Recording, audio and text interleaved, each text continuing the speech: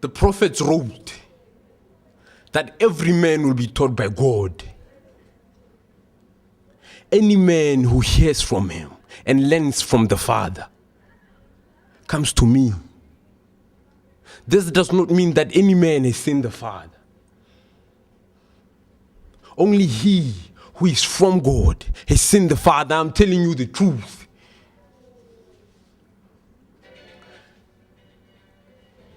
He who believes has eternal life. I am the bread of life. Whoever eats this bread will live forever. Your ancestors, they ate manna in the desert, but they later died.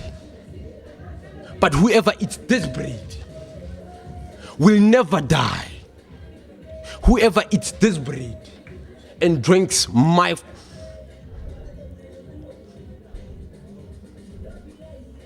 the living Father sent me, and because of him I live also. And whoever eats my flesh will live because of me. I am telling you the truth.